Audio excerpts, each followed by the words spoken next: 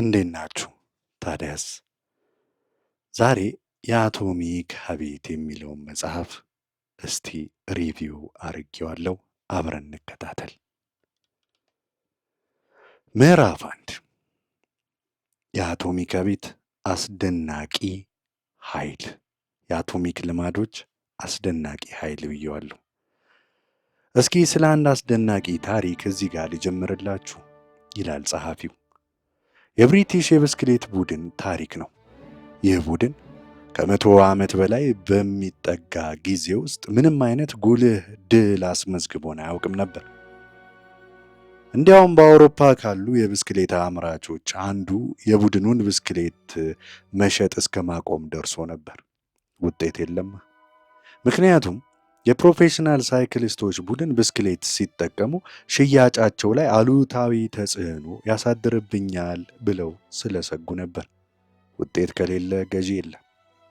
ሁኔታው ይህንን ያህል ተስፋ አስቆራጭ ነበር የቡድኑ። ነገር ግን በ2003 ዓ.ም ዴቪድ ብሬልስፎርድ የተባለ አዲስ የሥራ አስፈጻሚ ዳይሬክተር ሲቀጠር ሁሉም ነገር መለወጥ ጀመረ። የብሬልስፎርድ የገጠማቸው ፈተና ከባድ ቢሆንም እርሳቸው የተከሉት ስትራቴጂ ግን ለየት ያለ ነበር።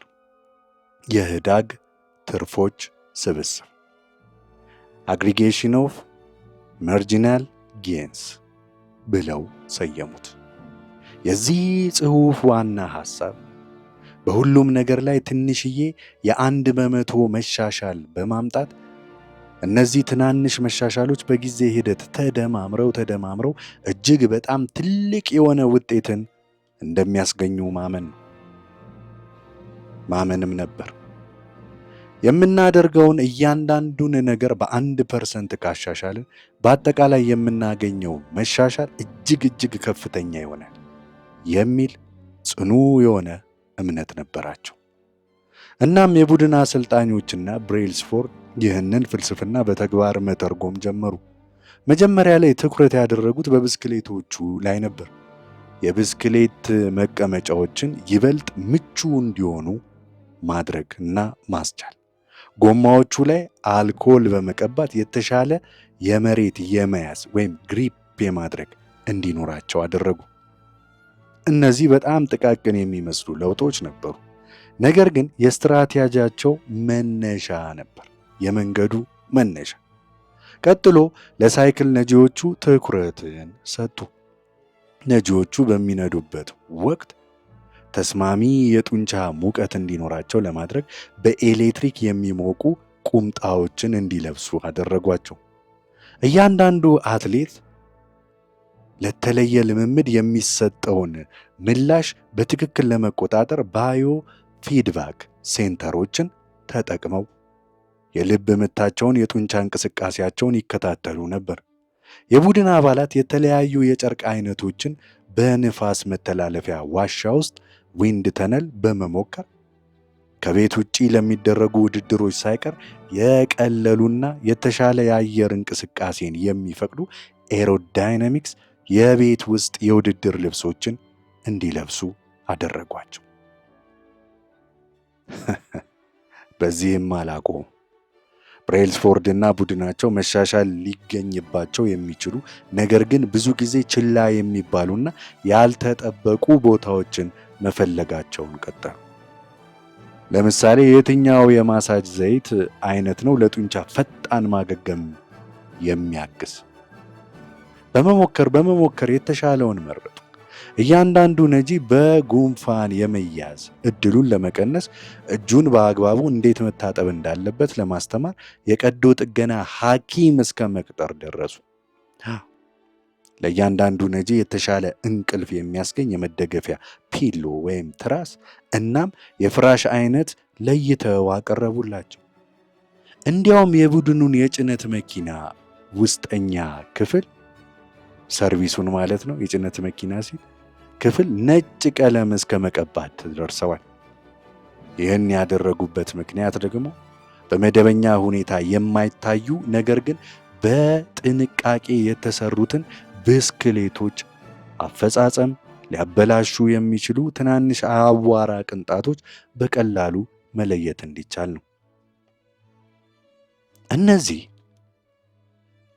እና በመቶዎች የሚቆጠሩ ሌሎች ትናንሽ መሻሻሎች በጊዜ ሂደት ሲከማቹ ውጤቱ ማንም ካሰበው በላይ በፍጥነት መጣ። ዴቪድ ብሬልስፎርድ ሥራ ከጀመሩ ከ5 ዓመታት በኋላ የብሪቲሽ ሳይክሊንግ ቡድን በ2008 የቤጂንግ ኦሎምፒክ ላይ በሚያስደንቅ ሁኔታ የበላይነትን አሳየ። በወቅቱ ከተዘጋጁት የመንገድና የትራክ የብስክሌት ውድድሮች 60% የሚሆነውን የወርቅ ሜዳሊያ እነርሱ ወሰዱ። ከ4 ዓመት በኋላ በለንደን ኦሎምፒክ ደግሞ 9 የኦሎምፒክና 7 የዓለም ክብረ ወሰን በመስበር ይህንኑ ስኬታቸውን ደገሙት። በዚያው ዓመት ብራድሌ ዊግንስ የተባለ የቡድን አባል የመጀመሪያ ብሪቲሽ የቱር ደ ፍራንስ አሸናፊ ሆኖም ተመዘገበ። በቀጣዮቹ 6 ዓመታት ውስጥ የብሪቲሽ ሳይክሊስቶች 5 ጊዜ የቱር ደ ፍራንስ የበላይነትን አሸንፈዋል። በ10 ዓመት ጊዜ ውስጥ የብሪቲሽ ሳይክሊንግ ቡድን 178 የዓለም ሻምፒዮናዎችን፣ 66 የኦሎምፒክ ወይም የፓራኦሎምፒክ የወርቅ ሜዳሊያዎችን አሸንፏል። እንዲሁም 5 የቱር ደ ፍራንስ ድሎችን አስመዝግቧል። ይህ በታሪክ ውስጥ እጅግ ስኬታማ ከሆኑ የብስክሌት ቡድኖች አንዱ እንዲሆንም አስችሎታል። ይህ አስደናቂ ታሪክ አንድ ወሳኝ ጥያቄን ያስነሳል። እንዴት ነው ይሄ ሊሆን የቻለው? እንዴት ነው ከዚህ ቀደም ምንም አይነት ስኬት ያልነበረው አንድ መናኛ ቡድን ጥቃቅን በሚመስሉ ማሻሻያዎች ብቻ ተጠቅሞ በዓለም ላይ ካሉ ምርጥ ተፎካካሪዎች መካከል ከነሱም የበላይ አሸናፊ መሆን የቻለው? እንዴት ነው ትናንሽ ማሻሻሎች ተደማምረው ይህንን ያህል ትልቅ ውጤት ሊያስገኙ የቻሉት? እናም ከሁሉ በላይ ይህንን አካሄድ በራሳችን ሕይወት ውስጥ እንዴት መተግበር እንችላለን ነው ጥያቄው። መልሱ የሚገኘው አቶሚክ ልማዶች ብዬ በምጠራቸው ጽንሰ ሐሳቦች ውስጥ ነው። የአቶሚክ ልማዶች የምንላቸው ትናንሽ ልማዶች ሲሆኑ እነዚህ የትልቅ ስርዓት አካል ናቸው። ልክ አተሞች የሞለኪውሎች መሰረታዊ ግንባታ እንደሆኑት ሁሉ አቶሚክ ልማዶችም አስደናቂ ውጤቶችን ለማምጣት መሰረት ናቸው። እነዚህ ልማዶች በራሳቸው ብዙም ኃይል የሌላቸው ሊመስሉ ይችላሉ። ነገር ግን ልክ እንደ ብሪቲሽ ሳይክሊስቶች ታሪክ እንዳየነው ሲደራረቡና ሲደጋገሙ ትልቅ ለውጥ የማምጣት አቅም አላቸው። ትናንሽ ልማዶች ትልቅ ለውጥ የሚያመጡበት ዋነኛ ምክንያት በጊዜ ሂደት የመደመር ወይም ኮምፓውንዲንግ ባህሪ ስላላቸው። ልክ ገንዘብ በወለድ እንደሚበዛው ሁሉ ልማዶቻችንም ተጽዕኖም በምንደግማቸው ቁጥር ይበዛሉ። በአንድ ቀን ውስጥ የምናደርገው ትንሽ ነገር ብዙም ለውጥ የማያመጣ ሊመስለን ይችላል። ነገር ግን በወራትና በዓመታት ውስጥ በሚደርስ ተጽዕኖ እጅግ ከፍተኛ ሊሆን ይችላል። ለምሳሌ በየቀኑ በ1% ብቻ መሻሻል ብናሳይ ከ1 ዓመት በኋላ 37 እጥፍ የተሻልን እንሆናለን። 37 እጥፍ በየቀኑ በ1% ብቻ መሻሻል ካሳየን ማለት ነው። 37 እጥፍ በጣም ብዙ ነው። ተቃራኒው ደግሞ በየቀኑ በ1% እየተበላሸን ከሄድን ከ1 ዓመት በኋላ አቅማችን ወደ 0 የሚጠጋ ደረጃ ላይ ይደርሳል። ስለዚህ የምንጀምረው ነገር ትንሽም ይሁን ትልቅ ሳይሆን የሚያስከትለው ድምር ውጤት ነው ወሳኝ። ልማዶች የራስን ማሻሻል ድምር ወለድ ናቸው ማለት እንችላለን። ኮምፓውንድ ኢንተረስት ኦፍ ሰልፍ ኢምፕሩቭመንት። በአንድ ቀን ውስጥ ወይም በጥቂት ሳምንታት ውስጥ ብዙም ለውጥ የማያመጡ ቢመስሉ በወራትና በዓመታት ውስጥ የሚያደርሱት ተጽዕኖ እጅግ ከፍተኛ ሊሆን ይችላል። ይህንን ጽንሰ ሐሳብ በዕለት ተዕለት ሕይወት ውስጥ ለመረዳት አስቸጋሪ ሊሆን ይችላል። ብዙ ጊዜ ትናንሽ ለውጦችን ችላ የምንለው በቅጽበት ብዙም ለውጥ የማያመጡ ስለሚመስሉ ነው። ለምሳሌ ዛሬ ትንሽ ገንዘብ ብንቆጥብ ነገ ሚሊዮነር ነገ ላይ እንሆናለን ብለን ማናስብ። ዛሬ 3 ጊዜ ወደ ጂም ብንሄድ ቅርጻችን አይስተካከልም። ዛሬ ማታ ለ1 ሰዓት ያህል መንደሪን ቋንቋን ብናጠና ቋንቋውን አንናገረው። እነዚህ ትናንሽ ለውጦች በቅጽበት የሚታይ ውጤት ስለማያስገኙ በቀላሉ ተስፋን እንቆርጣለን። በሚያሳዝን ሁኔታ የለውጡ ሂደት ቀርፋፋ መሆኑ መጥፎ ልማዶች እንዲቀጥሉ በቀላሉ እድልም ይሰጣል። ዛሬ ጤናማ ያልሆነ ምግብ ብንበላ በሚዛን ላይ ብዙም ለውጥ አናይም። ዛሬ እስከ ምሽት ሰርተን ቤተሰባችንን ችላ ብንል ይቅር ይሉናል። ዛሬ አንድን ፕሮጀክት እስከ መጨረሻው ደቂቃ ብናዘገይ አሁንም ልንጨርሰው የምንችል ይመስለናል። አንድ ነጠላ ውሳኔ ችላ ለማለት ቀላል ነው። ነገር ግን እነዚህ ትናንሽ የ1% ስህተቶች ሲደጋገሙ ቀን ከቀን ትናንሽ መጥፎ ውሳኔዎች ሲባዙና ትናንሽ ስህተቶች ሲደጋገሙ መርዛማ ውጤትን ያስከትላሉ። እነዚህ ጥቃቅን የሚመስሉ ስህተቶች ወደ ትልቅ ችግር የሚመሩን መንገዶችም ናቸው። የልማዶቻችን ለውጥ የሚያመጣው ተጽዕኖ የአውሮፕላንን መንገድ በጥቂት ዲግሪ ብቻ ከመቀየር ጋር ይመሳሰላል። አንድ አውሮፕላን ከሎስ አንጀለስ ወደ ኒውዮርክ ለመብረር ሲነሳ አፍንጫውን በ3.5 ዲግሪ ብቻ ወደ ደቡብ ቢያዞር መድረሻው ዋሽንግተን ዲሲ እንጂ ኒውዮርክ አይሆንም። 3.5 ዲግሪ ብቻ። ይህን ያህል ትንሽዬ ለውጥ በመነሻ ላይ ብዙም የማይታይ ቢሆንም በአሜሪካ አህጉር ላይ ሲበር ግን በመቶዎች የሚቆጠሩ ማይሎች ያህል ያሳስታል። በተመሳሳይ መልኩ በየቀኑ የምናደርገው ትንንሽ የልማድ ለውጥ በመጀመሪያ ላይ ብዙም ትርጉም ያለው ላይመስለን ይችላል። ነገር ግን ከወራትና ከዓመታት በኋላ ስንመለከተው ሕይወታችንን ወደ ፈጽሞ የተለየ መዳረሻ ሊመራው ይችላል። ስኬት የአንድ ጊዜ ትልቅ ለውጥ ውጤት አይደለም፣ ይልቁንም የየቀን ልማዶቻችን ውጤት እንጂ። ስለዚህ አሁን ያለንበት የስኬት ወይም የውድቀት ደረጃ ያን ያህል አስፈላጊም አይደለም። ይልቁንም ልማዶቻችን ወደ ስኬት መንገድ እየመሩን እንደሆነ ወይስ እንዳልሆነ ማጤኑ የበለጠ አስፈላጊ። አሁን ያለንበት አቅጣጫ ከወቅታዊ ውጤታችን የበለጠ ዋጋ አለው። ሚሊዮነር ብንሆን በየወሩ ከምታገኘው በላይ የምታወጣ ከሆነ መጥፎ አቅጣጫ ላይ ነህ ማለት ነው። በተቃራኒው ገቢ አነስተኛ ቢሆንም በየወሩ ትንሽ የምትቆጥብ ከሆነ ምንም እንኳ ከአሁኑ ሚሊዮነር በበለጠ ቀስ ብለህ ብትንቀሳቀስም ወደ ገንዘብ ነፃነት እየተጓዝክ እየዳክ ነው ማለት ነው። የዛሬ ውጤቶቻችን የትናንት ልማዶቻችንን የዘገየ መለኪያ ናቸው። የተጣራ ሀብታችን የገንዘብ አያያዝ ልማዳችን የዘገየ መለኪያ ነው። ክብደታችን የአመጋገብ ልማዳችን የዘገየ መለኪያ ነው። ዕውቀታችን የመማር ልማዳችን የዘገየ መለኪያ ነው። በቤታችን ያለ ንጽህና የጽዳት ልማዳችን የዘገየ መለኪያ ነው። የምንደግመውን እናገኛለን።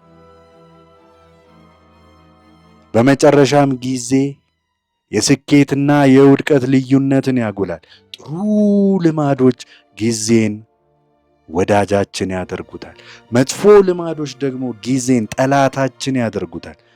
የአቶሚክ ልማዶች ትናንሽ ናቸው፣ ነገር ግን ኃይለኛ ናቸው። ልክ እንደ አተሞች የትልቅ ነገር መሰረታዊ ክፍሎች ናቸው። ይህ መጽሐፍ የአቶሚክ ልማዶች እነዚህን ትናንሽ ልማዶች እንዴት መገንባት ማሻሻልና መቆጣጠር እንደምንችል የሚያስተምር ስርዓት ነው።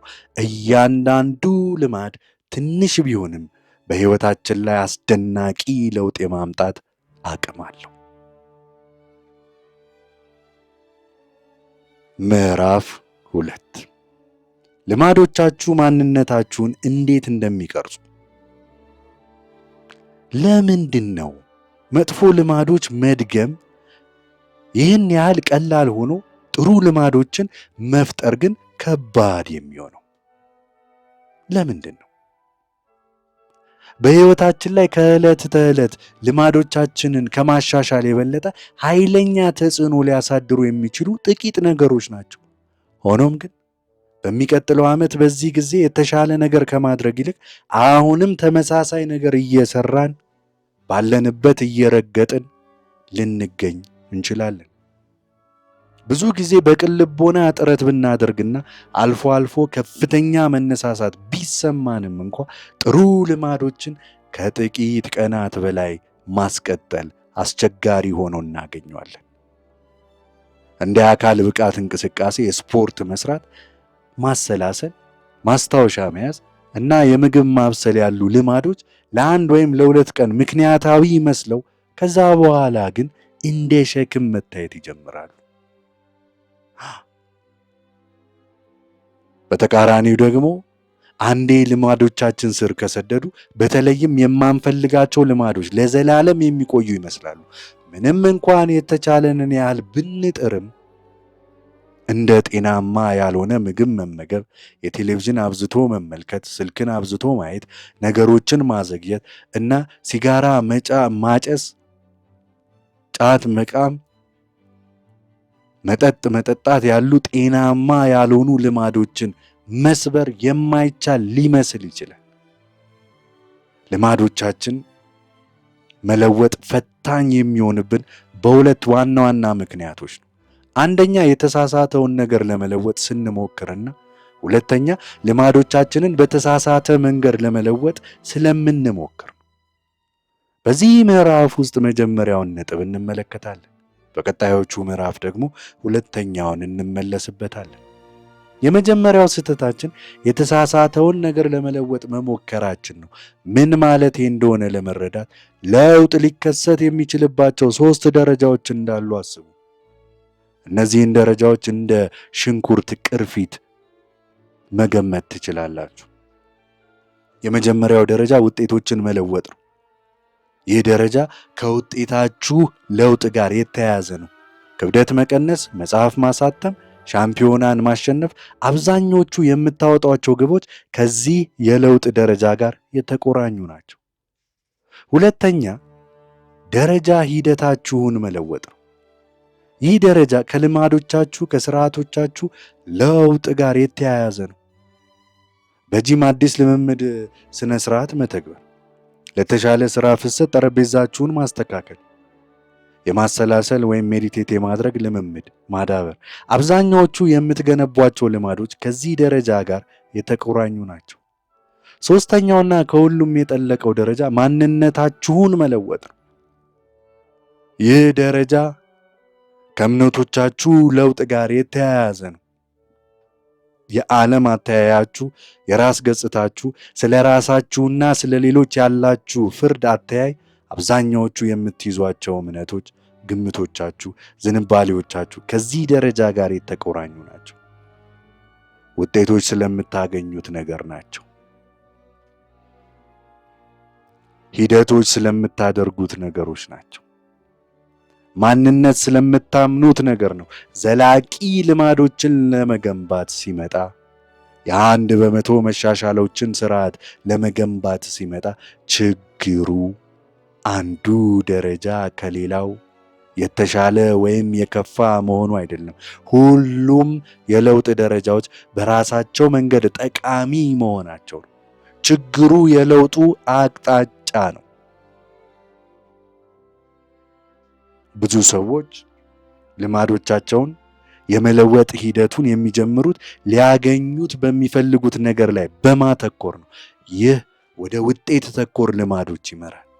አማራጩ ደግሞ ማንነት ተኮር ልማዶችን መገንባት ነው።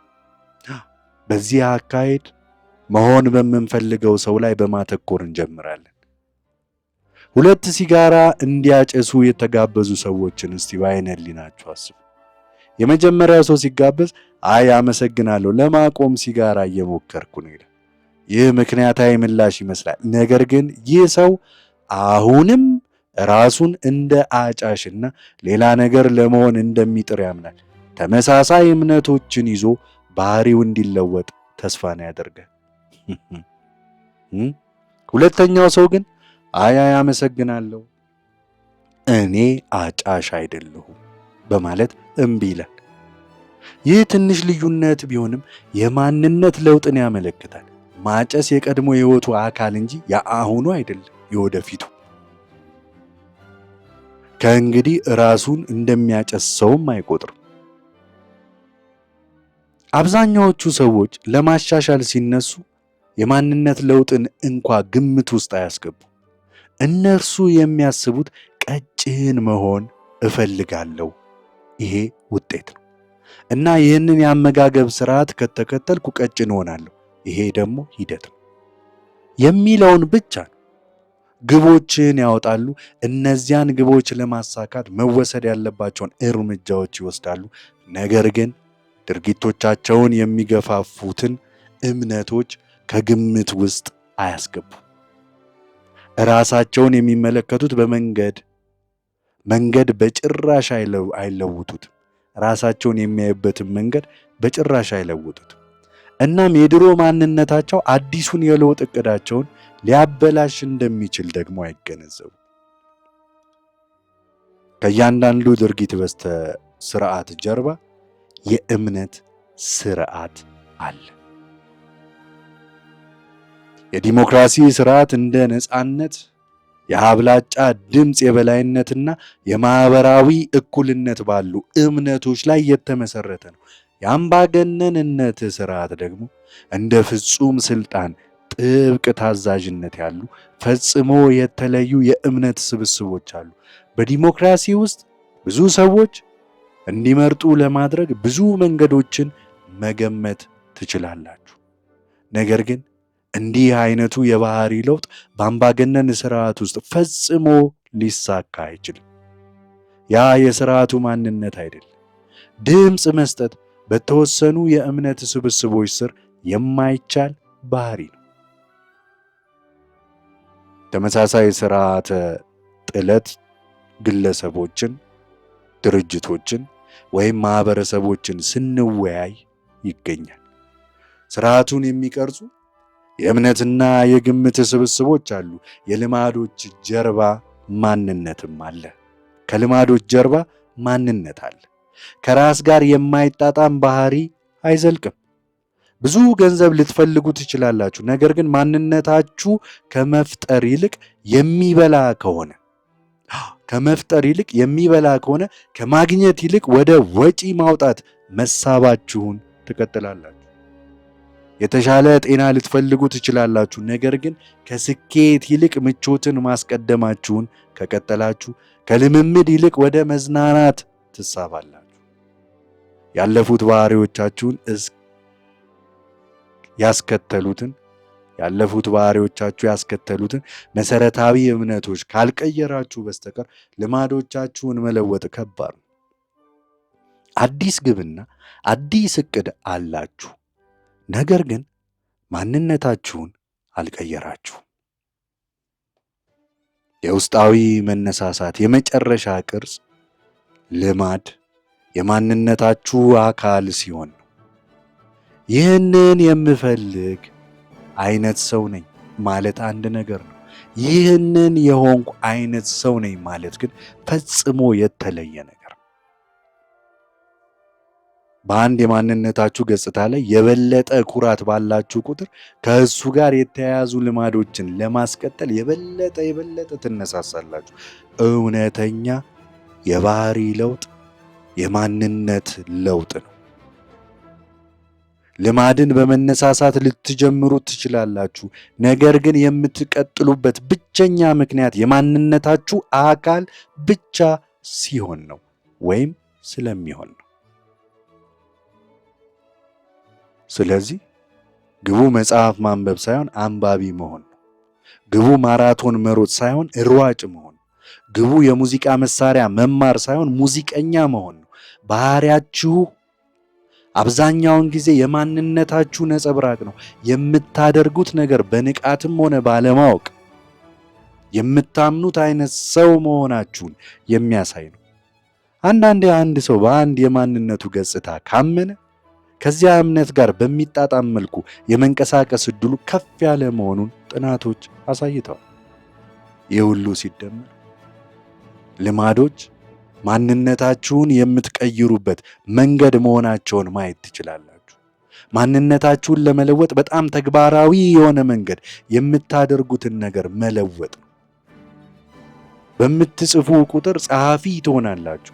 ቫዮሊን በምትለማመዱት ቁጥር ሙዚቀኛ ትሆናላችሁ። የአካል ብቃት እንቅስቃሴ በምትጀምሩ ቁጥር አትሌት፣ ስፖርተኛን ትሆናላችሁ።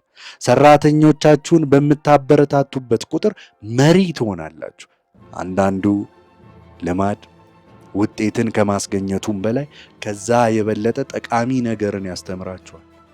እራሳችሁን ማመንን፣ አዎ እራሳችሁ ላይ እምነት ማሳደርን። እነዚህን ነገሮች በትክክል ማከናወን እንደምትችሉ ማመን ትጀምራላችሁ። ድምፆች ሲከማቹና ማስረጃው መለወጥ ሲጀምር ለራሳችሁ የምትነግሩት ታሪክም መለወጥ ይጀምራል። ይህ ቀላል ባለ 2 ደረጃ ሂደት ነው። አንደኛ መሆን የምትፈልጉትን አይነት ሰው ወስኑ። የመጀመሪያው መሆን የምትፈልገው ሰው ምን አይነት ነው? ወስን። ሁለተኛ በትናንሽ ድሎች ለራሳችሁ ምስክር ወረቀት ስጡ። አይ ዲድ ኢት በሉ። ማንነታችሁን ለመለወጥ ኃይል ይሰጣችኋል። ኃይልም አላችሁ። ማንነታችሁ በድንጋይ ላይ የተቀረጸ አይደለም። በእያንዳንዱ ቅጽበት ምርጫ አላችሁ። ዛሬ በምትመርጧቸው ልማዶች ዛሬ ማጠናከር የምትፈልጉትን ማንነት መምረጥ ትችላላችሁ። እናም ይህ ወደዚህ መጽሐፍ ጥልቅ ዓላማና ልማዶች አስፈላጊ የሆኑበት እውነተኛ የሆነ ምክንያት ያመጣናል። የተሻሉ ልማዶችን መገንባት፣ ቀናችሁን በሕይወት ጠለፋዎች መሙላትን አይደለም። ቀናችሁን በሕይወት ጠለፋዎች መሙላትን አያካትትም። አንድ ነገር ስለማግኘት አይደለም፣ አንድ ሰው ስለመሆን እንጂ።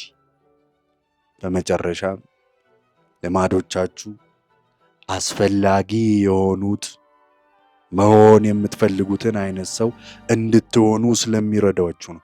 ስለ ራሳችሁ ጥልቅ እምነቶቻችሁን የምታዳብሩበት መስመርም ናቸው። በጥሬው ልማዶቻችሁ ትሆናላችሁ። ልማዶቻችሁ ትሆናላችሁ።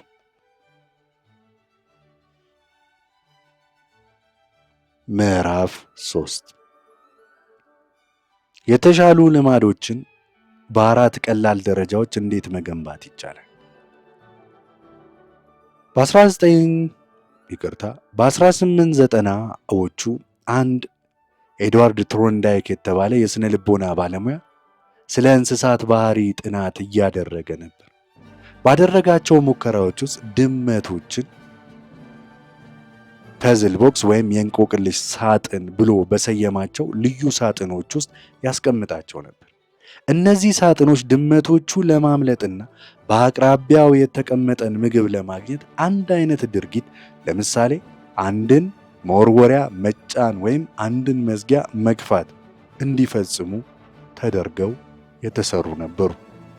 ቶረንዳይክ እንዳስተዋለው አብዛኛዎቹ ድመቶች መጀመሪያ ሳጥኑ ውስጥ ሲገቡ በጭንቀት ይንጎራደዳሉ፣ ያሸታሉ፣ ጥፍራቸውን በተለያዩ ቦታዎች ላይ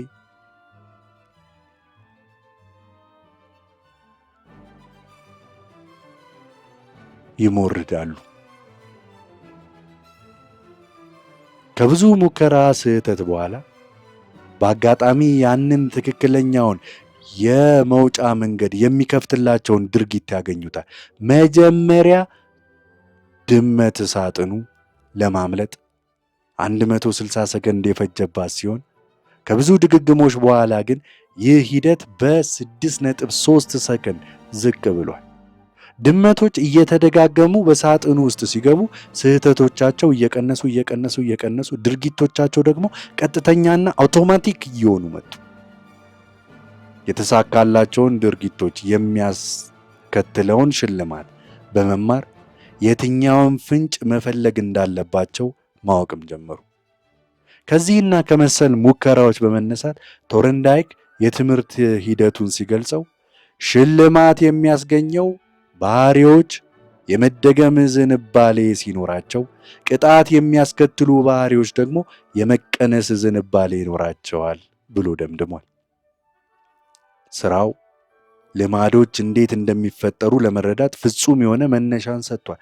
ይህ ሂደት በሁሉም የህይወት ዘርፎች ላይ ተፈጻሚነት ያለው መሰረታዊ የግብረ መልስ ምልልስ ወይም ፊድባክ ሉፕ ነው። ይህ የግብረ መልስ ምልልስ በአራት ቀላል ደረጃዎች የተዋቀረ ነው። ፍንጭ ኪው፣ ፍላጎት ክሬቪንግ፣ ምላሽ ሪስፖንስ እናም ሽልማት ሪዋርድ።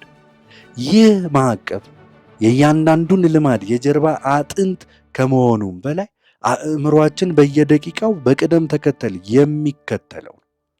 በመጀመሪያ ደረጃ ፍንጭ አለ። ፍንጩ አእምሯችን አንድ ባህሪ እንዲጀምር የሚቀሰቅስ ነው። መረጃ ሲሆን ሽልማት የሚጠቁም ነው። ቅድመ አያቶቻችን ምግብ፣ ውሃና የግብረ ሥጋ ግንኙነት ያሉትን መሰረታዊ ሽልማቶች ለሚጠቁሙ ፍንጮች ትኩረትን ይሰጡ ነበር።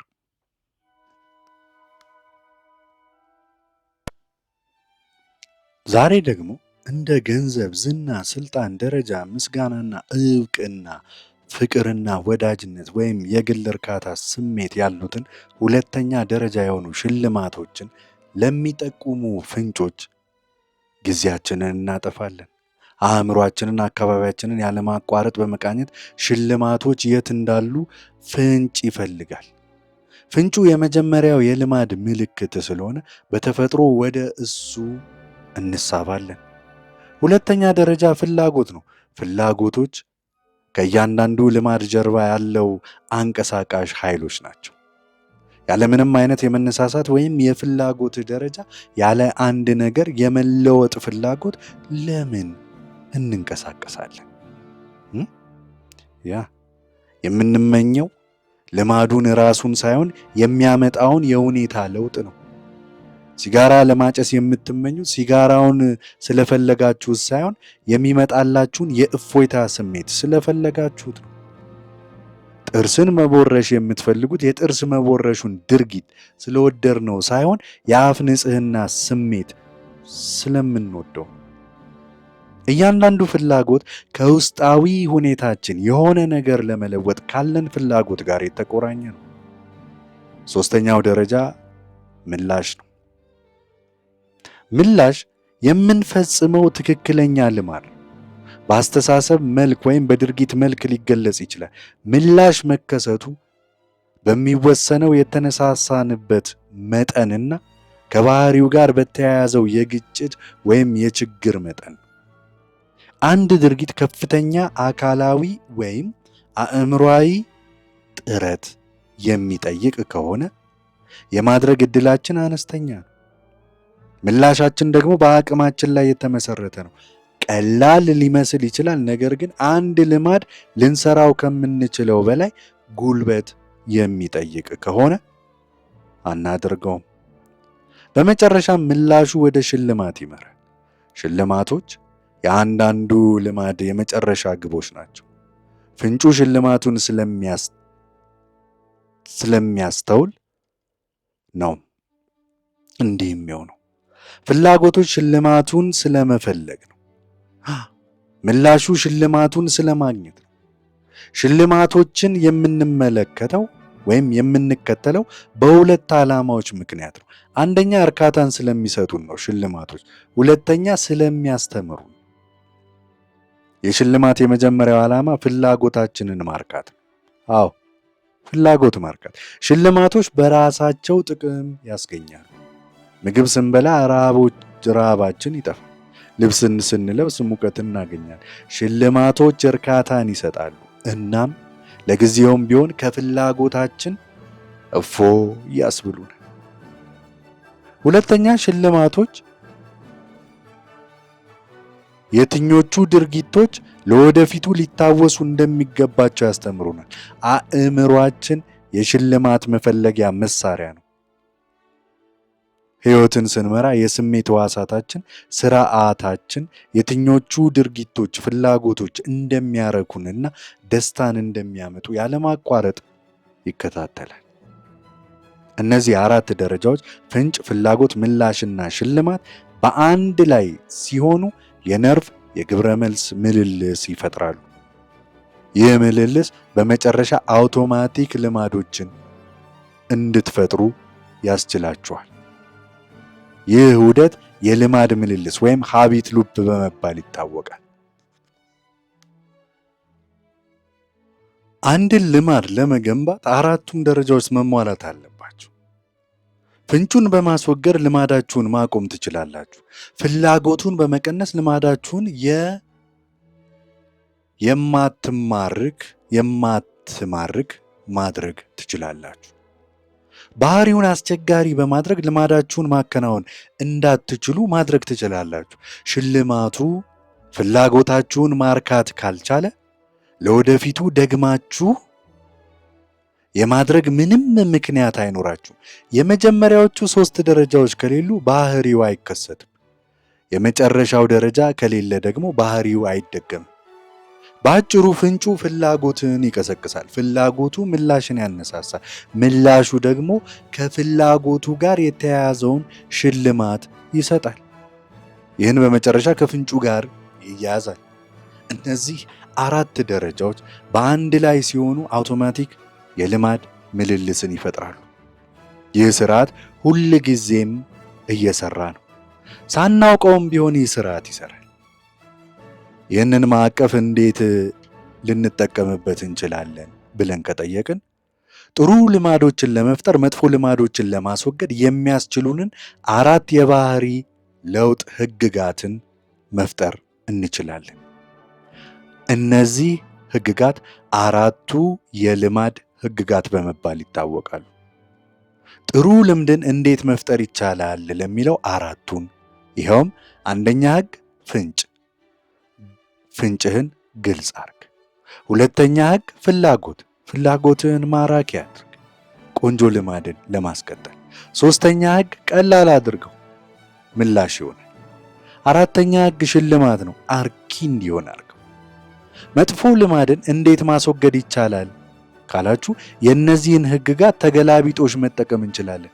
አንደኛ ህግ ፍንጭ ነው አይደል? የማይታይ አድርገው። ሁለተኛ ህግ ፍላጎት ነው አይደል? የማይማርክ አርገው፣ ቆንጆ እንዳይሆን አርገው። ሶስተኛ ህግ ከባድ፣ ምላሹን ከባድ እንዲሆን አርገው። አራተኛ ህግ የማይረባ አድርገው ሽልማቱ። እነዚህ ህግጋትን መጣስ ሞኝነት ነው። ለምሳሌ መጥፎ ልማድን ለማስወገድ እየሞከራችሁ ከሆነ ፍንጩን ግልጽ ማድረግ የማይታይ ከማድረግ ይልቅ ስህተት ነው። ይህንን ግልጽ ማድረግ ይህ አካሄድ የተሳሳተ ልማድን ለመፍጠር ቀላል ያደርገዋል። በቀጣዩ ምዕራፎች ውስጥ እያንዳንዱ ህግ በዝርዝር እንመለከተዋለን። እነዚህን ህግጋት በመጠቀም ልማዶችን እንዴት መፍጠር፣ መለወጥና መቆጣጠር እንደምትችል እናያለን። እነዚህ ህግጋት ለጥቂት ልማዶች ብቻም ሳይሆን ለማንኛውም የሰው ልጅ ባህሪ ሊተገበሩ የሚችሉ ናቸው። ምዕራፍ 4 የመጀመሪያው ህግ ፍንጩን ግልጽ ማድረግ የሚለውን እናያለን። እዚህ ላይ የመጀመሪያው የባህሪ ለውጥ ህግ ፍንጩን ግልጽ ማድረግ። ይህ ማለት የምትፈልጉትን ልማድ ለመጀመር ፍንጮቹ የሚታዩና ትኩረት የሚስቡ መሆን አለባቸው ማለት ነው። ጥሩ ልማዶችን በግልጽ የመጀመር ሐሳብ በጣም መሰረታዊ ቢመስልም ብዙውን ጊዜ ችላ የሚባልም ነው። ብዙ ሰዎች የተሻሉ ልማዶችን መገንባትን ይፈልጋሉ፣ ነገር ግን መቼና የት ተግባራዊ እንደሚያደርጉት ግልጽ የሆነ እቅድን አያወጡ። ለምሳሌ የአካል ብቃት እንቅስቃሴ የበለጠ ልማድ ማድረግ ትፈልጉ ይሆናል፣ ነገር ግን ብዙ መስራት አለብኝ የሚለው ሐሳብ በቂ አይደለም። መቼ የአካል ብቃት እንቅስቃሴ እንደምታደርጉ በግልጽ መወሰን አለባችሁ።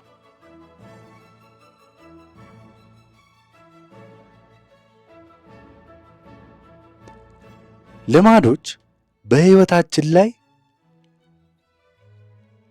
ጥሩ ልማዶች መቼ ወደ ክፉነት ይቀየራሉ ብለን ስንጠይቅ ልማዶች በሕይወታችን ላይ ትልቅ ኃይል አላቸው።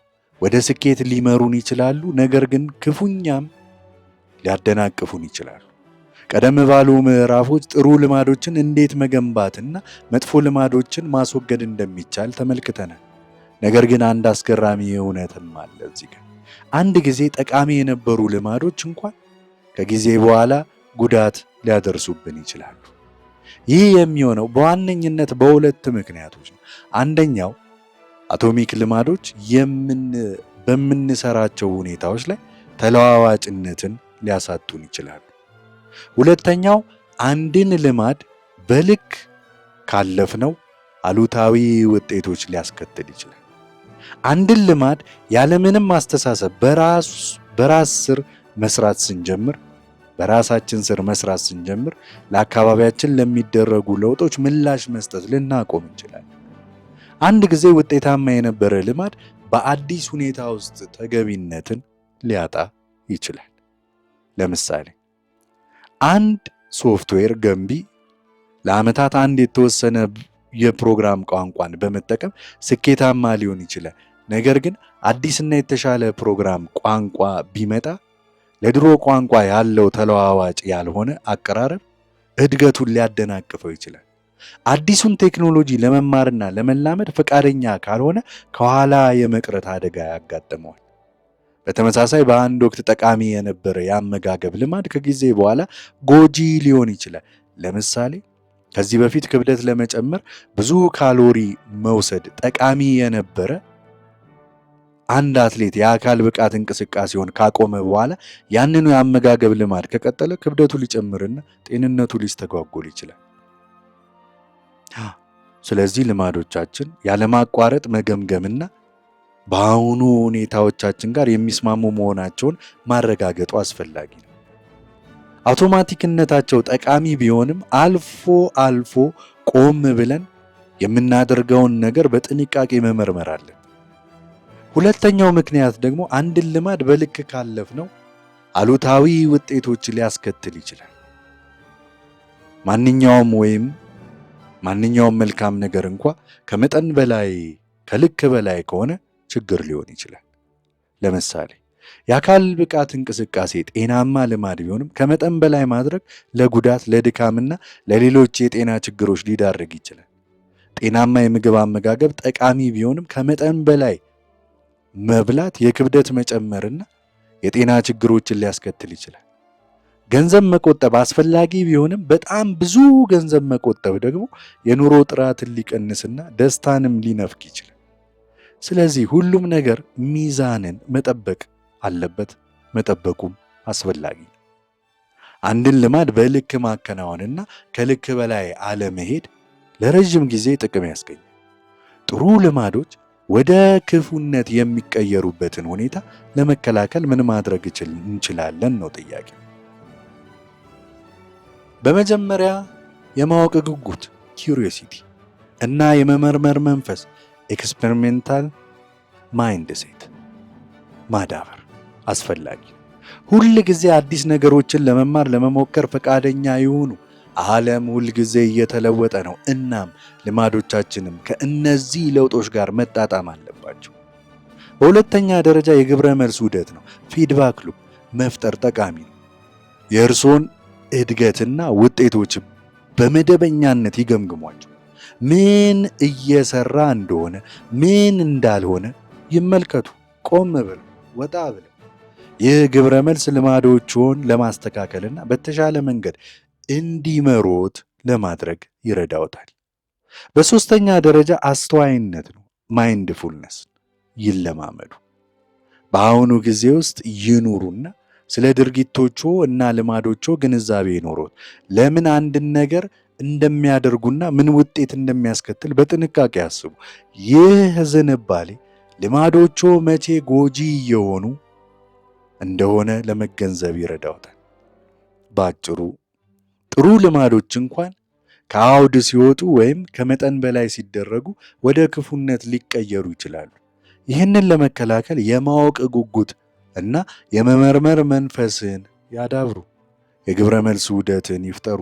እናም አስተዋይነትን ይለማመዱ። ልማዶቹን ያለማቋረጥ በመገምገምና በማስተካከል ለረጅም ጊዜ ጠቃሚና ውጤታማ እንዲሆኑ ማድረግ ይችላሉ።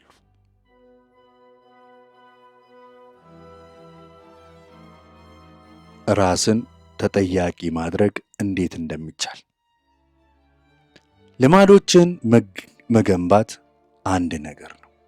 ነገር ግን እነሱን መከተልን ማረጋገጥ ሌላ ፈተና።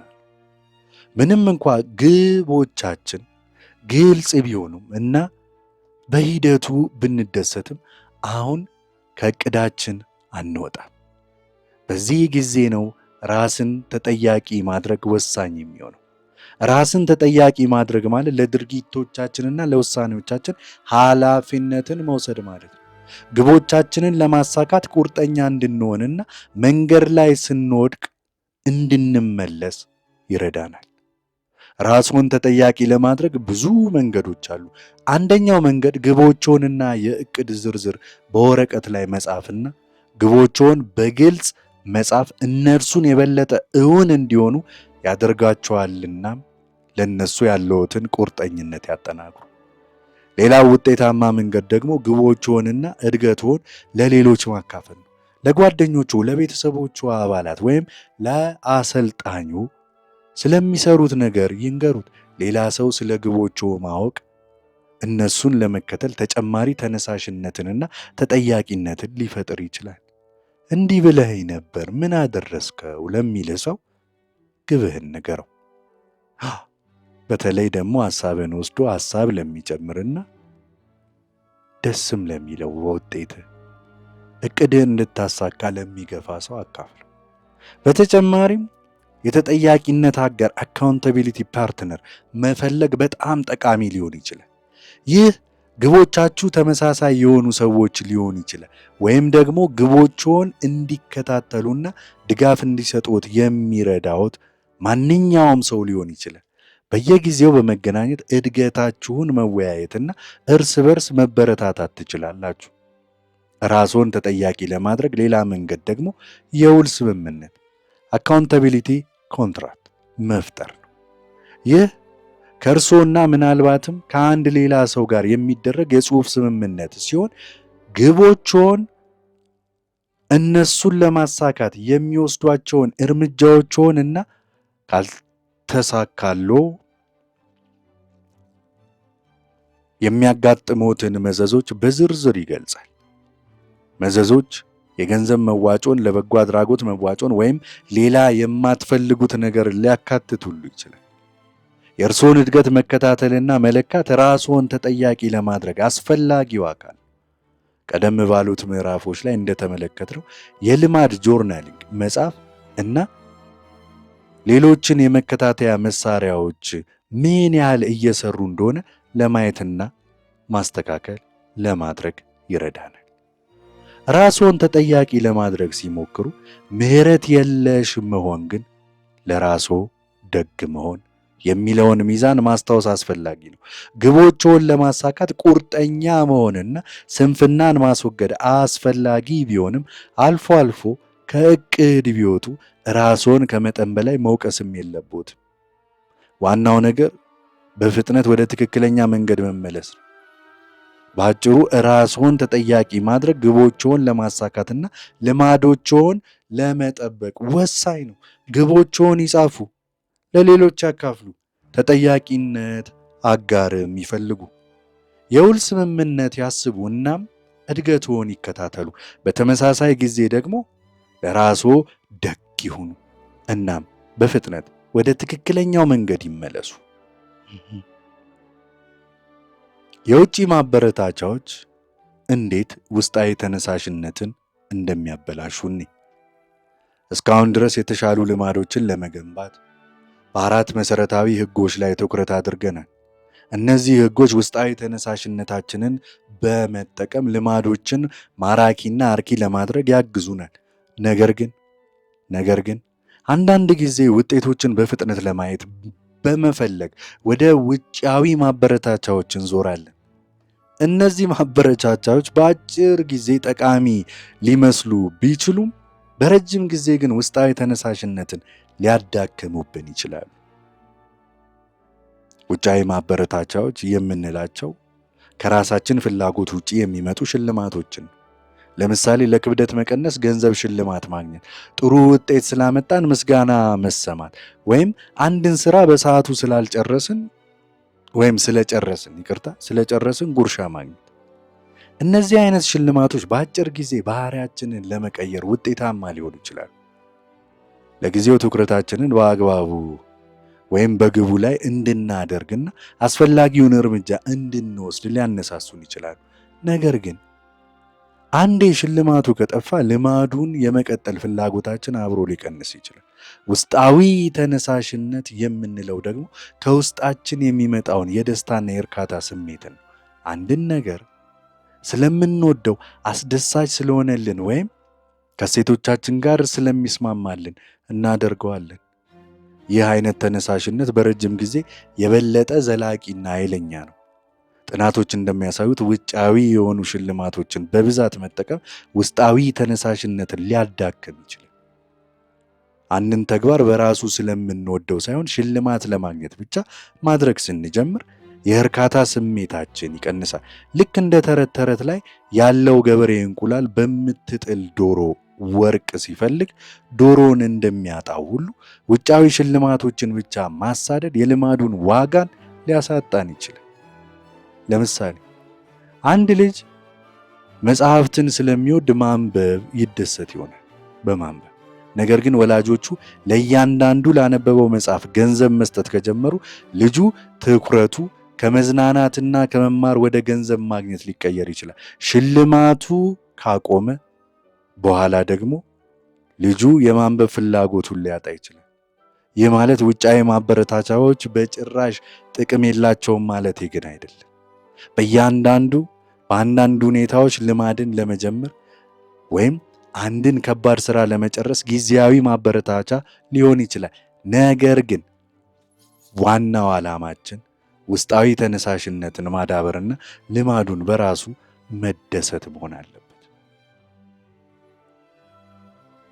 እንዴት ውስጣዊ ተነሳሽነታችንን ሳናዳክም ውጫዊ ማበረታቻዎችን መጠቀም እንችላለን ብለን ከጠየቅን፣ አንደኛው መንገድ ውጫዊ ሽልማቶችን እንደ ግብ ሳይሆን እንደ መሳሪያ አድርጎ መጠቀም ነው። ሽልማቶቹ አንድን ልማድ ለመጀመር ወይም አንድን የተወሰነ ደረጃ ላይ ለመድረስ ሊረዱን ይችላሉ። ነገር ግን ዋናው ዓላማ ልማዱን በራሱ መውደድ መሆን አለበት። ሁለተኛው መንገድ ሽልማቶቹ ከልማዱ ጋር የሚጣጣሙ መሆናቸውን ማረጋገጥ ነው። ለምሳሌ ጤናማ ምግብ በመመገብ ክብደት እየቀነሱ ከሆነ አዲስ የስፖርት ልብስ እንደ ሽልማት መግዛት ከግቦ ጋር የሚስማማና ተነሳሽነትን የሚጠብቅ ሊሆን ይችላል። በሶስተኛ ደረጃ በሂደት ላይና በትንንሽ ድሎች ላይ ማተኮር የበለጠ ጠቃሚ ነው። ከውጤቱ ይልቅ የምንማረውና በምናድገው ነገር ላይ ትኩረት ስናደርግ ውስጣዊ እርካታችን ይጨምራል።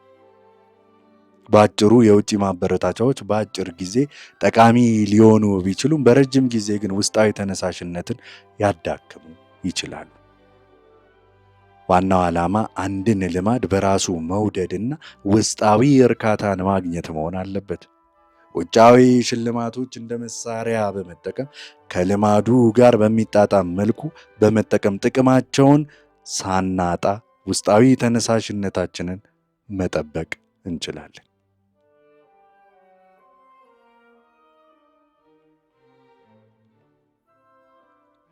ለምን አንዳንድ ሰዎች በቀላሉ ከአማካኝ በተሻለ ይሻሻላሉ። ሁሉም ሰው የተሻሉ ልማዶችን የመገንባት አቅም ቢኖረውም አንዳንድ ሰዎች ከሌሎች በበለጠ ፍጥነትና በቀላሉ እድገትን ያሳያሉ። ለዚህ ልዩነት በርካታ ምክንያቶች አሉ። አንደኛው ምክንያት ተሰጥኦ ወይም ቅድመ ዝንባሌ ፕሪዲስፖዚሽን ነው። አንዳንድ ሰዎች በተፈጥሯቸው ለአንድ የተወሰነ ተግባር ወይም ክህሎት የተሻለ ዝንባሌ ሊኖራቸው ይችላል። ለምሳሌ ጥሩ የጄኔቲክ ቅድመ ዝንባሌ ያላቸው ሰዎች በፍጥነት ጡንቻን ሊገነቡ ወይም በፍጥነት ሊሮጡ ይችላሉ።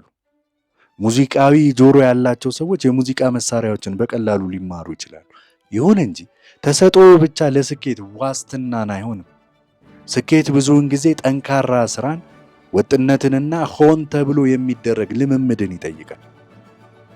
በተፈጥሮ ችሎታ ያላቸው ሰዎች እንኳን ችሎታቸውን ካልተጠቀሙበትና ካላዳበሩት ወደ ከፍተኛ ደረጃ መድረስ አይችሉም። ሌላው ትልቅ ምክንያት የልምምድ መጠን አማውንት ኦፍ ፕራክቲስ። ልማዶችን በመገንባትና ክህሎቶችን በማዳበር ረገድ ጊዜ ወሳኝ ነገር። አንድን ተግባር በደጋገምን ቁጥር እየተሻሻልን እንሄዳለን። ብዙ ልምምድ ፍጹም ያደርጋል የሚለው አባባል በከፊል እውነት ነው። ነገር ግን የበለጠ ትክክለኛ አባባል ትክክለኛው ልምምድ ፍጹም ያደርጋል ሊሆን ይገባል። ትክክለኛው ልምምድ ፍጹም ያደርጋል። ሆን ተብሎና በትኩረት የሚደረግ ልምምድ ከዝም ብሎ ደጋግሞ ከማድረግ የበለጠ ውጤታማ ነው። 3 ምክንያቶች። የእድገት አስተሳሰብ ግሮዝ ማይንድ ሴት። ካሮል ድዌክ የተባለ የስነ ልቦና ባለሙያ እንዳስረዳው የእድገት አስተሳሰብ ያላቸው ሰዎች ችሎታቸውና ብልህነታቸው በእድገት ሊሻሻሉ እንደሚችሉ ያምናሉ። ተግዳሮቶችን ይቀበላሉ፣ ከስህተታቸው ይማራሉ፣ እናም ጥረታቸው በመጨረሻ ስኬት እንደሚያመጣላቸው ያምናሉ። በአንጻሩ ደግሞ ቋሚ አስተሳሰብ ወይም ፊክስድ ማይንድ ሴት ያላቸው ሰዎች ችሎታቸው የተወለዱበትና ሊለወጥ እንደማይችል ያምናሉ። ተግዳሮቶችን ያስወግዳሉ፣ ስህተት ይፈራሉ፣ እናም በቀላሉ ተስፋን ይቆርጣሉ።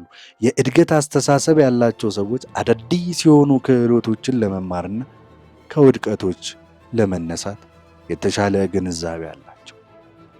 4ኛው ምክንያት ግብረ መልስ ፊድባክ ነው።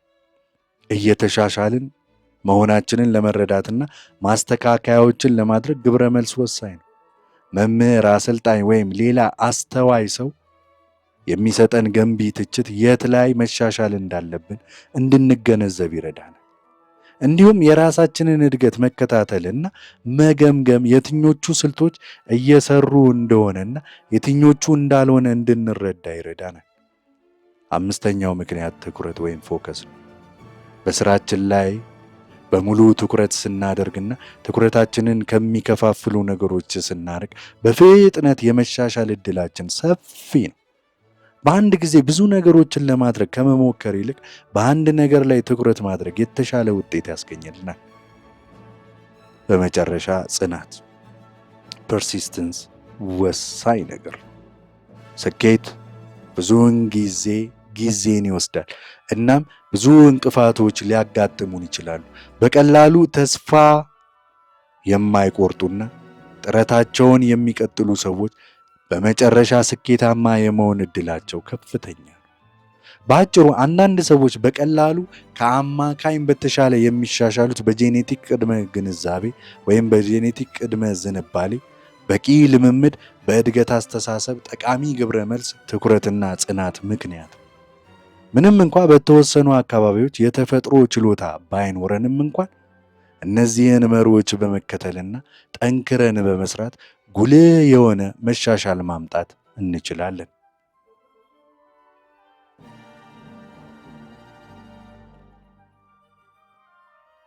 የሕይወትህን ሕግ እንዴት መቀየር ትችላለህ?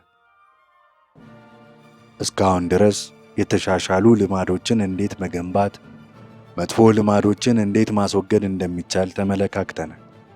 ነገር ግን በሕይወታችን ውስጥ የተወሰኑ የተቀረጹ የሚመስሉ ልማዶች አሉ። ለምንድን ነው አንዳንድ ጊዜ የተወሰኑ ባህሪያትን ለመቀየር በጣም ከባድ የሚሆነው? የሕይወታችንን ሕግ እንዴት መለወጥ እንችላለን ነው ጥያቄ። አንዱ ምክንያት የልማዶቻችን ስር የሰደደ ተፈጥሮ ነው።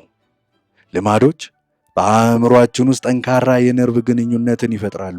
አንድን ልማድ በደጋገምነው ቁጥር ያ ግንኙነት እየጠነከረ እየደደረ ይሄዳል። ልማዱን ለመስበር ደግሞ እየከበደ ይሄዳል። በተለይም ለረጅም ጊዜ የቆዩ ልማዶች ለመለወጥ በጣም ፈታኝ ሊሆን ይችላል። ሌላው ምክንያት ደግሞ ልማዶቻችን ከማንነታችን ጋር የተሳሰሩ መሆናቸው። በምዕራፍ 2 ላይ እንደተመለከትነው ልማዶቻችን ስለ ራሳችን ያለንን እምነት ይመሰርታሉ።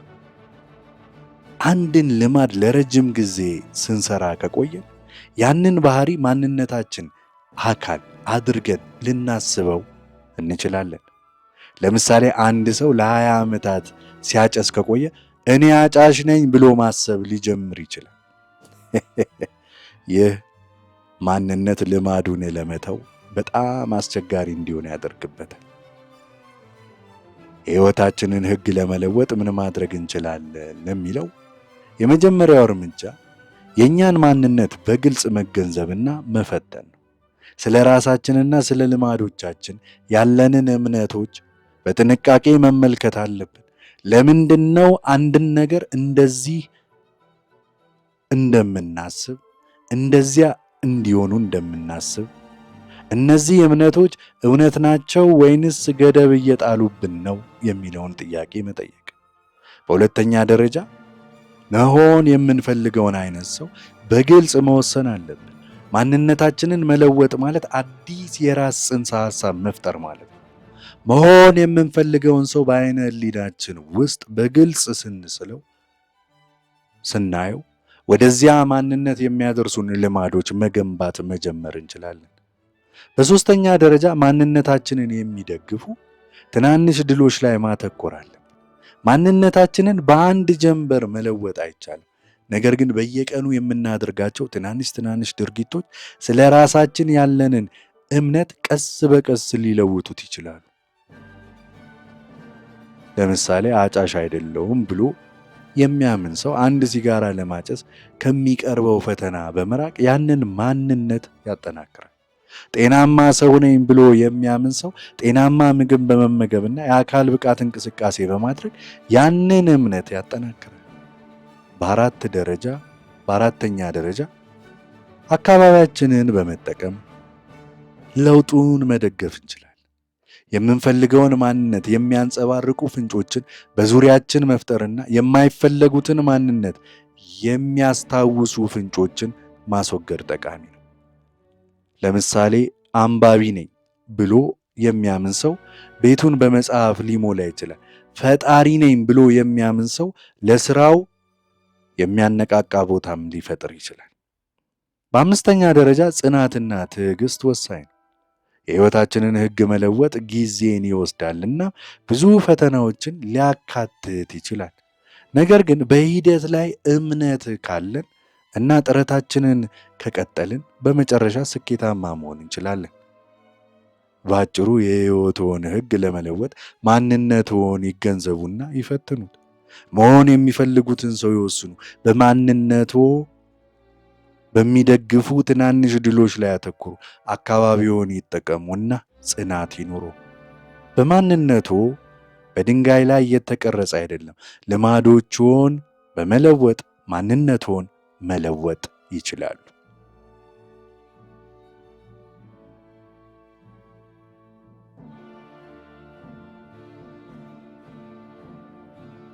ለምን አንዳንድ ነገሮች ላይ ያለው እውነት ለሌሎች አይሰራም?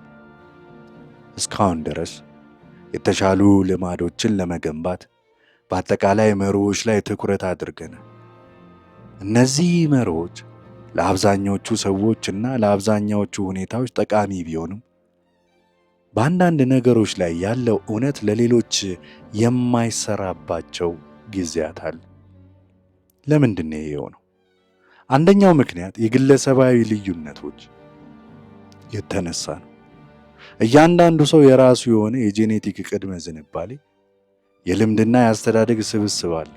ለምሳሌ ለአንድ ሰው ውጤታማ የሆነ የአካል ብቃት እንቅስቃሴ ፕሮግራም ለሌላው ሰው ላይሰራ ይችላል። አንድ ሰው የሚወደው የአመጋገብ ዘዴ ሌላው ሰው ላይወደው ይችላል።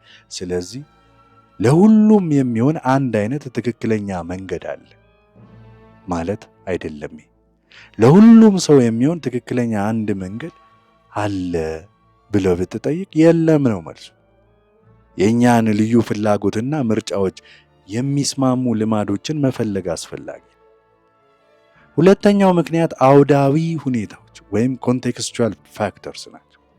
አንድን ልማድ ለመገንባት ወይም ለማስቀጠል የሚነኩ ብዙ ሁኔታዎች አሉ። የእኛ የጊዜ ሰሌዳ፣ የኃይል ደረጃዎች፣ ማህበራዊ ድጋፍና የአካባቢ ሁኔታዎች ሁሉም ሚና ሊጫወቱ ይችላሉ። ለምሳሌ በጣም በተጨናነቀ የሥራ ሳምንት ውስጥ አንድን አዲስ ውስብስብ ልማድ ለመጀመር መሞከር ከቀላልና ዘና ባለ ጊዜ ውስጥ ከመሞከር የተለየ ውጤት ሊያስገኝ ይችላል። ስለዚህ ሁኔታዎቻችንን ከግምት ውስጥ ማስገባትና ልማዶቻችንን በዚሁ መሰረት ማስተካከል ያስፈልገናል። ሦስተኛው ምክንያት የግል ልዩነቶች ጎል ዲፈረንስስ ናቸው። ሁሉም ሰው ተመሳሳይ ነገር ለማሳካት እየሞከረ አይደለም። ግቦቹ ምን እንደሆኑና እነዚያን ግቦች ለማሳካት የሚረዱ ልማዶች የትኞቹ እንደሆኑ በግልጽ መወሰን አስፈላጊ ነው። ለምሳሌ የጽናት አትሌት የሚያዳብራቸው ኢንዱራንስ አትሌትስ የሚባሉት ልማዶች ከአጭር ርቀት ሯጭ ከሚያዳብራቸው ልማዶች የተለዩ ናቸው። አንድ ስራ ፈጣሪ የሚያዳብራቸው ልማዶች በአንድ ትልቅ ድርጅት ውስጥ የሚሰራ ሰራተኛ ከሚያዳብራቸው ልማዶች ሊለያዩ ይችላል። ስለዚህ ግቦችን የሚያንጸባርቁ ልማዶችን መፍጠር አስፈላጊ ነው። አራተኛው ምክንያት የምርጫ ልዩነት ነው። ፕሪፈረንስ ዲፈረንስስ ናቸው። ሰዎች በተለያዩ ነገሮች ይደሰታሉ እና የተለያዩ ነገሮች ያነሳሷቸዋል። አንድ ሰው ጠዋት ላይ አካል ብቃት እንቅስቃሴ ማድረግን ሲወድ ሌላው ምሽት ላይ ሊመርጥ ይችላል። አንድ ሰው በቡድን ውስጥ መማር ሲደሰት ሌላው ሰው በራሱ መማር ሊመርጥ ይችላል። ልማዶቻችንን ስንመርጥ የእኛ ምርጫዎች ግምት ውስጥ ማስገባትና በምናደርገው ነገር መደሰቱ ደግሞ አስፈላጊ። ታዲያ ይህ ማለት ለሁሉም የሚስማማ አንድ አይነት ሕግ የለም ማለት ነው ወይ ብሎ ከተጠየቀ በአብዛኛው አዎ ነው መልሱ። ምንም እንኳ መሰረታዊ መርሆች ግልጽ ማድረግ፣ ማራኪ ማድረግ፣ ቀላል ማድረግ፣ አርኪ ማድረግ አሁንም ጠቃሚ ቢሆኑም እነዚያን መርሆች በግለሰባዊ ሁኔታዎቻችን እና ምርጫዎቻችን ላይ እንዴት ተግባራዊ እንደምናደርግ ማሰብ አስፈላጊ። ምን ማድረግ እንችላለን ለሚለው ጥያቄ በመጀመሪያ ሙከራ ማድረግና ማስተካከል ኤክስፐሪመንት ኤንድ አጀስት ያስፈልገናል። ለእኛ ምን እንደሚሰራ ለማወቅ የተለያዩ ልማዶችንና አቀራረቦችን ለመሞከር ፈቃደኛ መሆን አለብን። አንድን ነገር ለመጀመሪያ ጊዜ ካልሰራ ተስፋ ከመቁረጥ ይልቅ የተለየ ነገር ለመሞከር መሞከርም አለብን። በሁለተኛ ደረጃ ለራስ እውነቱን ቢ ትሩ ቱ ዩርሰልፍ ለራስ እውነተኛው የሚለውን መርህ መከተል አስፈላጊ። የእኛን እሴቶች፣ ምርጫዎችና ግቦች የሚያንጸባርቁ ልማዶችን መምረጥ የበለጠ ዘላቂ ደስታንና ስኬትን ያስገኛል። የሌሎችን ሰዎች ሕግጋት በጭፍን ከመከተል ይልቅ ለእኛ ምን እንደሚሰራ ፈልጉ። በሦስተኛ ደረጃ ተለዋዋጩን ቢ ፍሌክሲብል። ሕይወት ሊተነበይ የማትችል ናት እና ሁኔታዎችን ከጊዜ ወደ ጊዜ ይለወጣሉ። ልማዶቻችንን ከአዲሶቹ ሁኔታዎች ጋር ለማስማማት ዝግጁ መሆን አለብን። በአጭሩ በአንዳንድ ነገሮች ላይ ያለው እውነት ለሌሎች የማይሰራው በግለሰባዊ ልዩነቶች፣ በአውዳሚ ሁኔታዎች፣ በግብ ልዩነቶችና በምርጫ ልዩነቶች ምክንያት ነው። የእኛን ልዩ ፍላጎቶችና ምርጫዎች የሚያንጸባርቁ ልማዶችን ለመፈለግ ሙከራ ማድረግ፣ ለራስ እውነት መሆንና ተለዋዋጭ መሆን አስፈላጊ።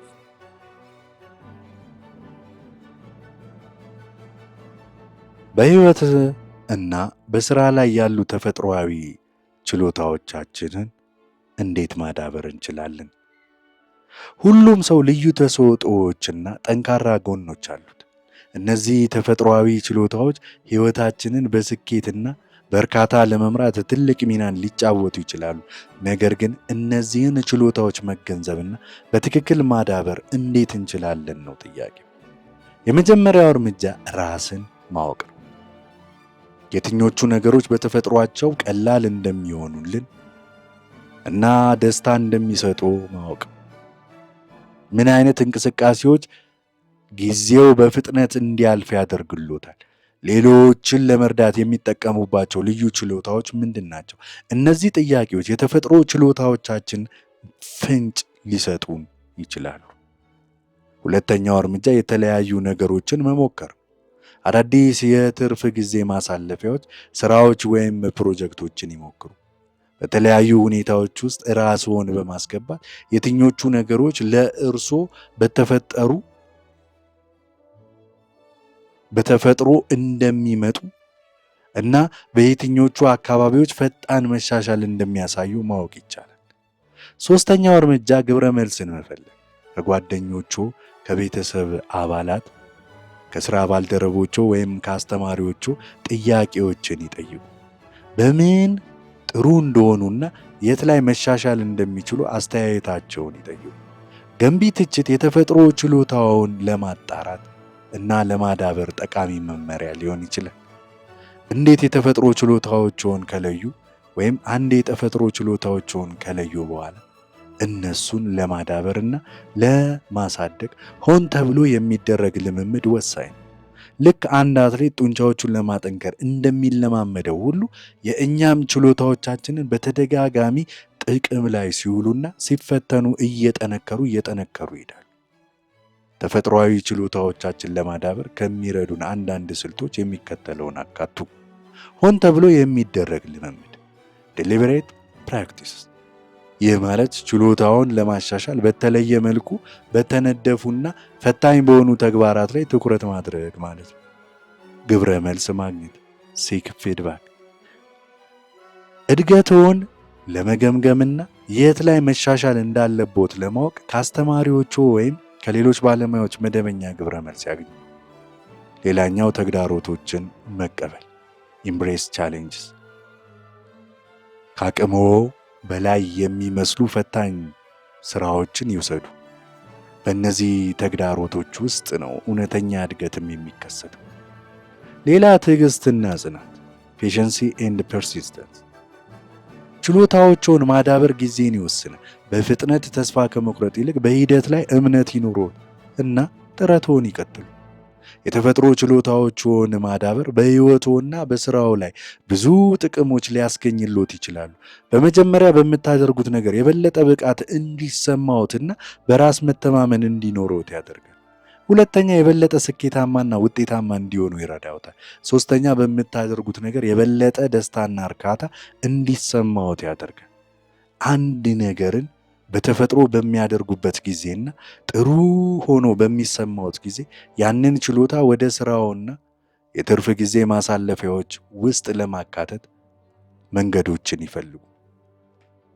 የእርሶን ልዩ ችሎታዎች በመጠቀም እርሶ በሚሰሩት ነገር ላይ ዋጋን ማከልና ከሌሎች በተለየ መንገድ አስተዋጽኦ ማድረግ ይችላል።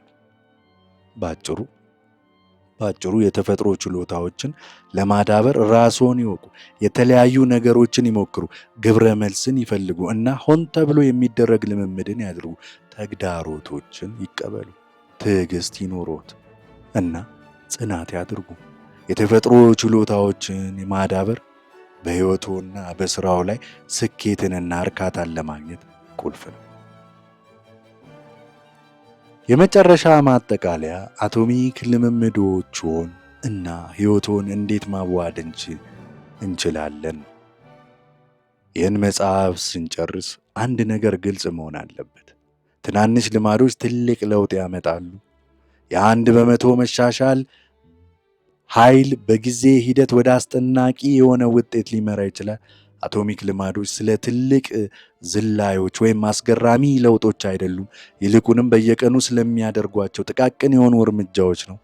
ይህን መጽሐፍ በምታነቡበት ጊዜ በሕይወቶ ላይ ለውጥ ማምጣት የሚፈልጓቸው የተወሰኑ አካባቢዎች በአእምሮ ውስጥ ሊኖሩ ይችላል።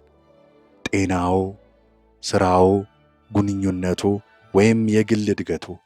አራቱም የባህሪ ለውጥ ሕጎች ፍንጩን ግልጽ ማድረግ፣ ልማዱን ማራኪ ማድረግ፣ ቀላል ማድረግና አርኪ ማድረግ በመጠቀም ማንኛውንም ግብ ለመምታት የሚያግዙ ኃይለኛ ስርዓቶችን መፍጠር ይችላሉ። የመጀመሪያው ሕግ ፍንጩን ግልጽ ማድረግ ነው።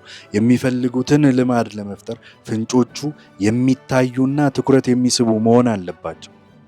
የመተግበር ሐሳቦችን በመጠቀም መቼና የት አንድን ልማድ እንደሚፈጽሙ በግልጽ ይወስኑ። አካባቢዎች በሚፈልጉት ባህሪ በሚያመች መልኩ አካባቢውን ይንደፉ። የማይፈልጉትን ልማድ ደግሞ የማይታይ አድርጉት። ሁለተኛው ሕግ ልማዱን ማራኪ ማድረግ። አንድን ልማድ እንድንፈልገው ወይም እንድንናፍቀው ካላደረግነው የመፈጸም ዕድላችን በጣም አነስተኛ። የፍላጎት ማሰሪያን በመጠቀም ማድረግ ከማትፈልጉት ነገር ጋር የምትፈልጉትን ነገር አጣምሩ። ስር ያሉትን ፍላጎቶች ተረድታችሁ ልማዶቻችሁን ከእነርሱ ጋር ለማያያዝ ለማስተሳሰር ሞክሩ። በሚፈልጓቸው ልማዶች ዙሪያ ተቀባይነት የሚያገኙበትን ሁኔታ ለመፍጠር ማህበራዊ ተጽዕኖን ይጠቀሙ። ሦስተኛው ሕግ ቀላል ማድረግ ነው።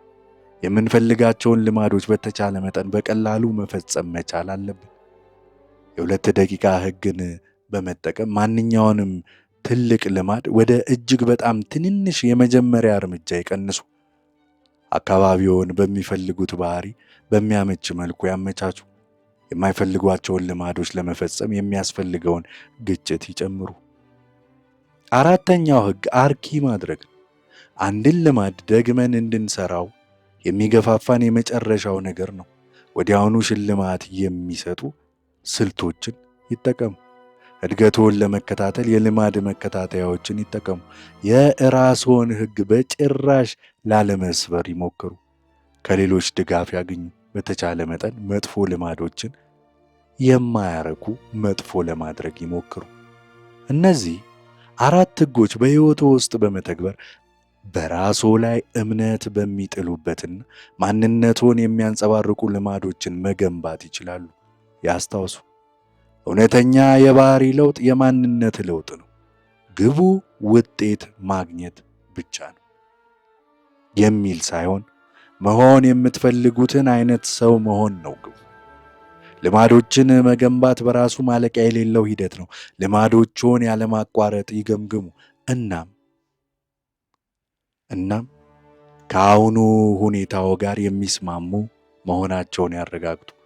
ሙከራ ያድርጉ፣ ይማሩና ያስተካክሉ። እድገት ቀስ በቀስ የሚመጣ ቢሆንም በየቀኑ የሚደረጉ ትናንሽ መሻሻሎች ከጊዜ በኋላ ወደ ትልቅ ለውጥ ይመራሉ። በመጨረሻ ልማዶቹ መሳሪያዎች መሆናቸውን ያስታውሱ። እነርሱ ወደሚፈልጉት አቅጣጫ የሚመሩት ናቸው። ትክክለኛዎቹን መሳሪያዎች በመምረጥና በብቃት በመጠቀም ማንኛውንም ነገር ማሳካት ይችላሉ። የአቶሚክ ልማዶች ኃይል በእጆ ናቸው። አሁኑኑ ወደ ሥራ ይግቡና ሕይወቶን ይቀይሩ። እንግዲህ ይህንን ታላቅ መጽሐፍ እንደዚህ ሪቪው ለማድረግ ሞክረናል። መጽሐፉን ያንብቡት። የተሻለ በጣም ቆንጆ መጽሐፍ ነውና ለነበረን ቆይታ አመሰግናለሁ። ቻናላችንን ሰብስክራይብ፣ ላይክ፣ ኮሜንት፣ ሼር ያድርጉ።